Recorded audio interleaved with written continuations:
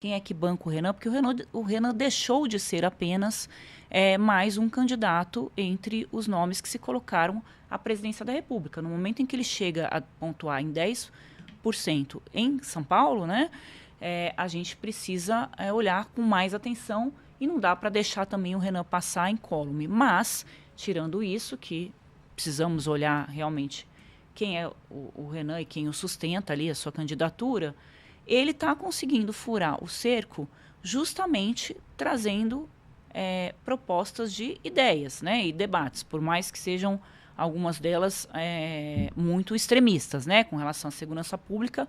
A campanha dele tem como mote o robô matou, eu nunca lembro, mas é alguma coisa parecida com isso.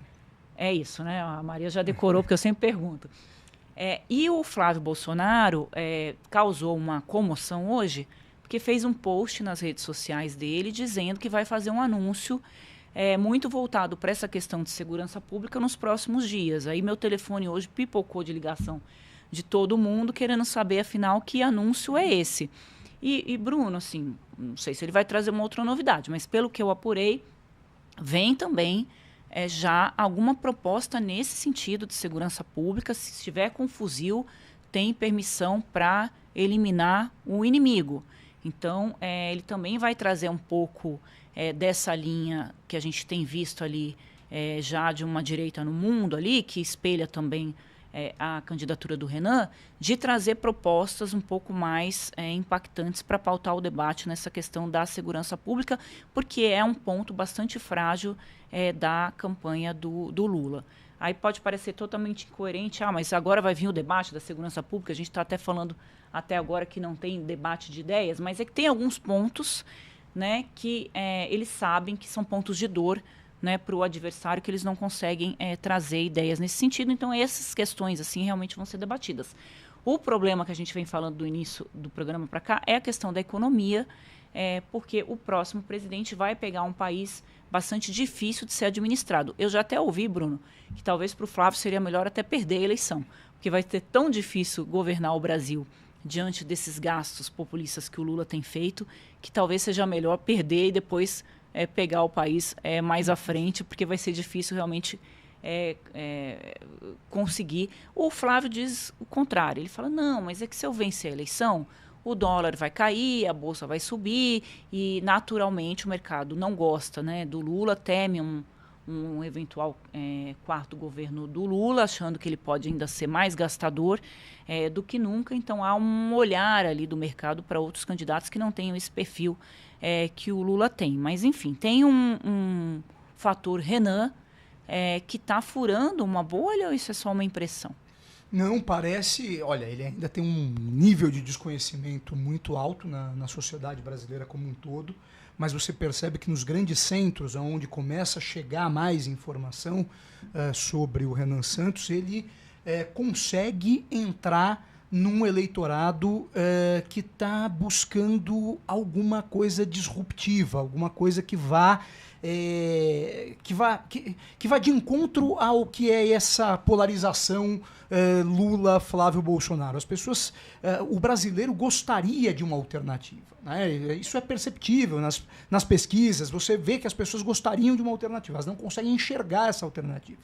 Mas o Renan, de todos os candidatos aí ditos de terceira via, né, que são os candidatos que estão fora desse eixo da polarização, é o que tem conseguido trazer alguma, por mais populista que sejam as propostas, mas pelo menos alguma ideia afirmativa. Ele tem se posicionado defendendo alguma coisa. O problema é que a gente não sabe o que o Caiado defende, o que o Zema defende, o que o Augusto Cury defende, o que o Joaquim Barbosa, que nem sabe se é candidato, ele só foi lançado, mas ele nunca apareceu, sumiu. Né? Então, ninguém sabe exatamente o que esses caras defendem para o Brasil, o que eles pensam para o Brasil, e esse rapaz jovem, que tem um movimento por trás, que é esse movimento Brasil Livre, que já vem desde as manifestações lá pelo impeachment da Dilma Rousseff, com uma pauta liberal para a economia, fazendo um discurso muito afirmativo que levou alguns dos seus expoentes a chegarem a cargos importantes no Brasil. O exemplo do Kim Kataguiri, que é deputado federal, foi um deputado muito bem votado no estado de São Paulo. Esse movimento começa a aparecer como uma alternativa para a população. Se vai ter tamanho para chegar até lá, a gente não sabe. O fato é que este tipo de candidatura merece atenção especial. É só ver o que está acontecendo na Colômbia agora. A Colômbia vai para um segundo turno na próxima semana, em que o adversário que vai para o segundo turno é um sujeito que é um Renan Santos, que é o de la Espriella, que é um cara que era um advogado que ninguém conhecia muito bem, que parece, inclusive, que de lá atrás tinha sido um advogado do Maduro na Venezuela, que não tinha nada a ver com a direita, mas um cara que veio com um discurso de rompimento, um discurso liberal na economia, um discurso de muita dureza na segurança pública, reativando aquele sentimento uribista que tinha sido da Colômbia, e agora está no segundo turno e com grande chance de vencer as eleições agora nesse segundo turno contra o candidato governista, que é o candidato da esquerda, o Cepeda, né?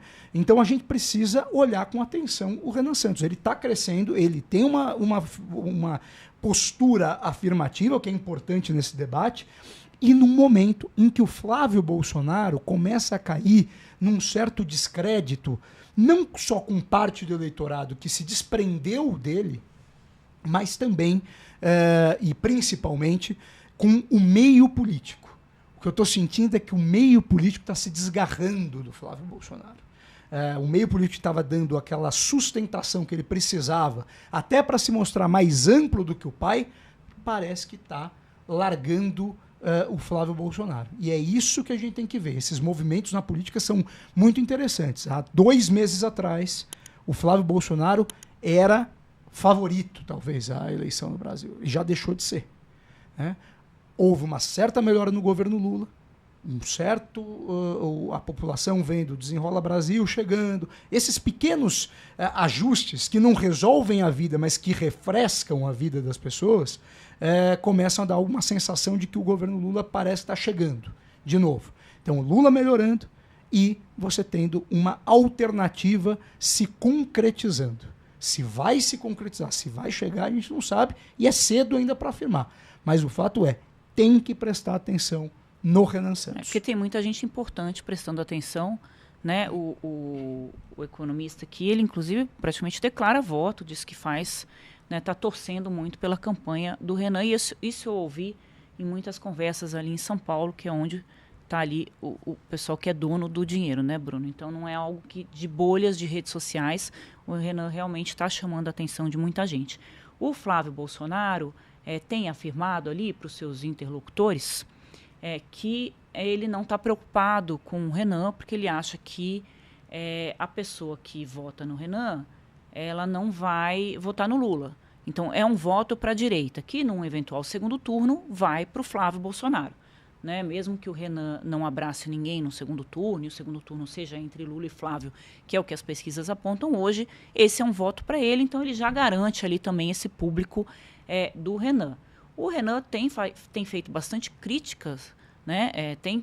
O Flávio é um alvo ali do Renan, eles não estão jogando ali juntos na eleição, mas o Flávio diz que não vai atacar o Renan justamente por esse raciocínio que, de toda forma, esses votos serão dele num eventual segundo turno. Aí você tem ali, você citou, né, o Caiado e o Zema, que são 2 seres ali que estão, na verdade, tentando se estabelecer como candidatos. Inscreva-se no canal e acompanhe os melhores cortes do MBL.